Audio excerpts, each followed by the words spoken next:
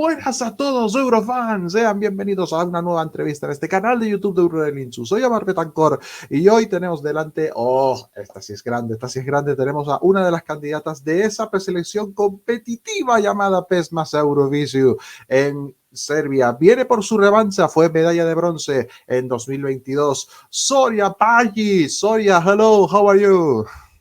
Hello, I'm very good, thank you. Thank you for inviting me. All the way stressed for everything to turn out well, but also very happy and satisfied. We are really happy and really honored to share a time with you. For who don't know you from the Pesma Za Evroviziju 2022, give us a hint of how your career started and how it developed until that time. Well, I had some not the beginning that I was actually hoping for.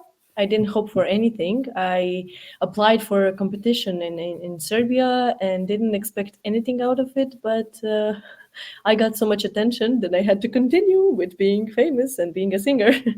And then people gave me the idea to apply for national selection in 2022. I wrote a song that is called Zorja, which some people find it weird, but for me it was like, who is Zorja? That was for me. Like that year was like, who am I? And I wanted to spread message that everyone just ask themselves, who am I? Who am I? This name that is given to me. And then nothing happened, but in Eurovision, I mean, we didn't go, but I had a lot of attention and I'm very happy for that. And I didn't want to go again, but people kept for 2 years. People sent me messages to apply for Pesma Za Evroviziju. And at the end, they made me do it. And I wrote another song, Liku Ogledalu, and it's again about who is this person. And it's about also accepting yourself and loving you the way you are. If you don't want it, why you decided to present another song? What is your thinkings about your first participation in 2022 after 2 years? For me, I didn't want to feel not good enough again. But then after some work up here, I realized that's not what happens around you that defines your worth, but you define your worth and how much you work, how much you do about yourself, about your health, about everything. And then I realized my path and my soul is music. And since my audience really wanted me to do it, I was like, I'm gonna give it a shot. And if it goes well, it goes well. If not, I'm just going to continue doing music, and that's it. So I released some pressure, and it happened naturally. Now we have you again. You told us the title of the title of the song. Sorry for my Serbian. Liku Ogledalu, character in the mirror in English, is like a second part of your song of 2022, because you told that is for yourself. What is the history of the song was based in yourself again, but in what detail? Because I feel the 2020 was your presentation card. Now, what kind of story wanna bring us to this year? So my first song was more about who I am personally. It was more like a personal story. Yes. And this time it's about I wanted to connect with people through something that I'm going through, and I know that everyone else is going through. So I just wanted to share with everyone that it's possible to come to the place where you like what you see in the mirror. So it basically is a sequel of the first song, but if you don't know about the first song, you can still understand the new one. No, I heard that, but it's completely understandable. But the first song musically was both are ballads, but your first song was have many Serbian folklore elements. I feel that the second is more classic ballad, but with a big progression, not only musically, but in your voice. I want to ask you about how are going the rehearsals for at least the semifinal. In your case, you will be in the first semifinal in February the 27th. How are going your rehearsals for this ballad? I feel that it's complicated to sing. Yes, it's a cardio. It's a Yeah, cardio to sing this song. definitely. Yeah, but since I had to already record it, I kind of practiced, so I know how to sing it now. But with performance and everything, now I'm slowly getting the pieces together, and we already had some rehearsals privately, not at the studio. They're Mhm, starting on half of February, mhm, so it's going for now smoothly. I don't have any concerns. I'm very enjoying the process. I like rehearsing. I like doing the details about the costume, and also like mhm. just being in contact with all the people that are in the like management and the group. The people are working there. So I'm just having fun and hoping for the best that my voice works on 27th. Well, as far as you can tell, obviously don't spoil us everything. But talking about costumes, how is it going with the staging? What are the clues that you can give us of the staging and the visuals? Well, I can only say that I see that people already have some kind of feeling about how the stage is going to look, what am I going to wear, how my hair is going to be, etc., Mhm, etc. And I see that there's a lot of similarities with what we came up to, mhm, but I cannot reveal what the staging is going to be. The only thing I can say, it will follow this movie feeling that you have when you listen to a song. The mhm. picture will follow. Uh, to talk about you work in your mental health, and for me this is a point is important point, but in your case it's like a deja vu, because in 2022 you were one of the main favorites for win. You came the third, as I said in the presentation, and 2 years later with this song again you are one of the main names candidate to win Pesma Za Evroviziju. How are you held this kind of pressure, this kind of feedback in comparison to how you worked on that in 2022? Well, back then I was completely out of my mind. I tried to please every person, everyone that I came in contact with. I tried to please them. I tried to be whatever I thought they were expecting me to be. Mhm, And I actually, from the pressure that already is there, I made more pressure to myself. So I kind of died afterwards a bit inside after mhm, 2022. And now I feel that I've done some serious work in my mental health. And now all that I feel is love, as I can see that people love the song and listen to it, not only in Serbia, but all around. And it's just amazing feeling that the thing that I do, the thing that we do, me and my husband and my producer and everyone around, the thing that we do, people recognize and like. And for me, that's enough to take off some of the pressure that I made before for myself.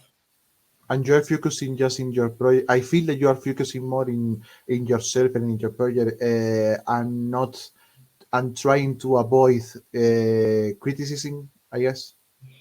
I mean, what's the point? Yeah. I mean, I always like to hear constructive criticism, and I always like to hear different views of my work. It's Mhm. just I don't want to sit to my computer and read the comments and be like obsessed about what people think and stuff. I can see that people listen Yeah. to song. There will always be haters gonna hate. So that's it. I just accepted that and moved on with my work. I choose to give my energy to things that will bring goods. This is really good to see, because yeah, 2022 was construct as year. One teammate that you'll have again in this competition.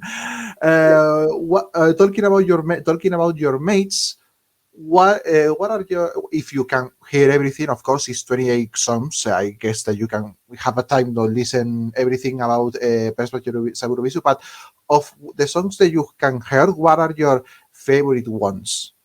Well, Or- my team advised me not to speak about this, but oh. I will. But or I don't know. What do I do now?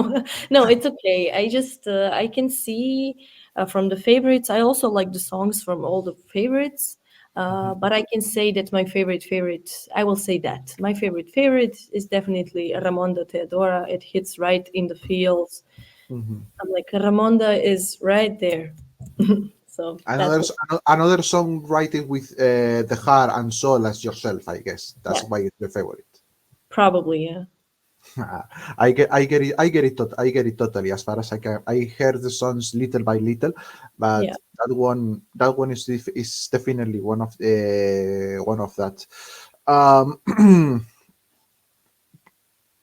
talking about now Eurovision stuff. Uh, what are your first memories watching? If you follow the contest, what are your first memories watching the Eurovision Song Contest? My one of my first contacts with Eurovision, because I come from the small place where people don't really talk about a lot about Eurovision and Europe stuff. Mhm. And I remember seeing a fairy tale for the first time on screen. Mm. And I play violin. I graduated violin. And I was so amazed about the guy on TV that sings and plays violin. For me, that was like, someone like me exists. And then I learned by ear to play fairy tale. And I was like playing it all day, every day, until my parents decided to tell me, please stop. So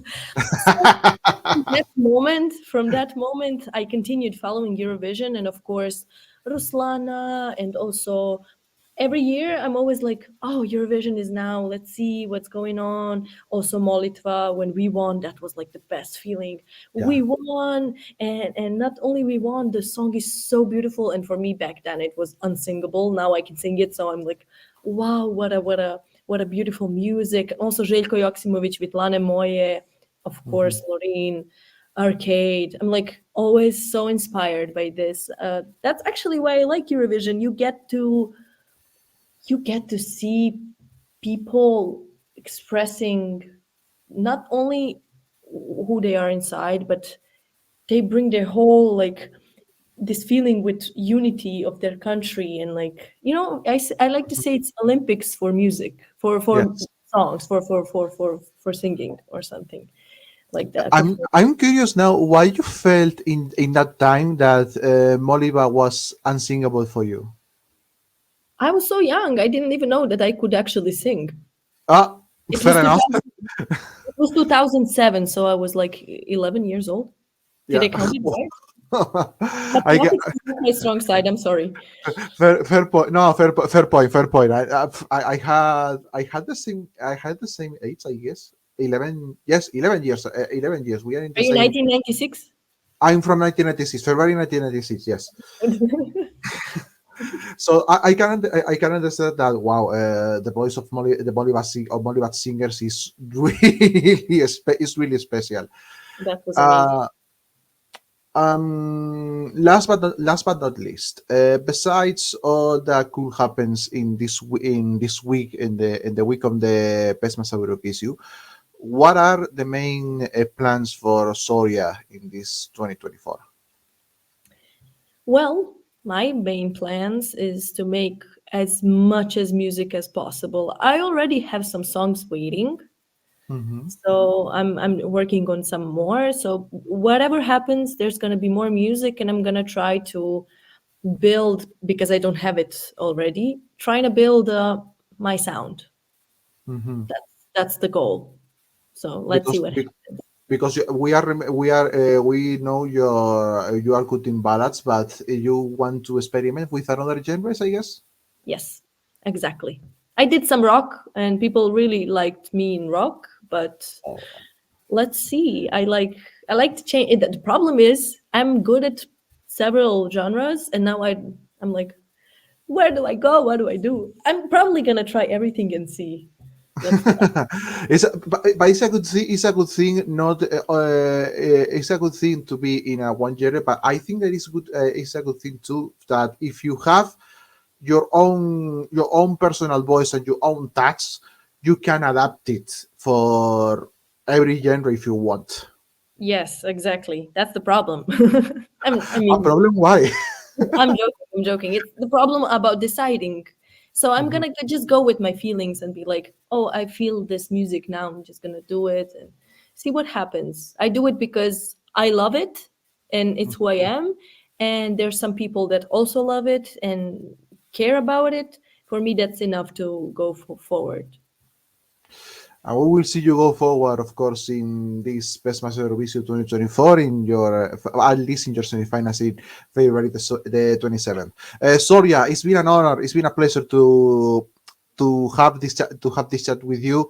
The best of luck, of course. If it went as much as it went in 2022, will be amazing to see you again in the highest point in Serbia, and the best of luck for the semifinals, at least for now, and also for your whole career.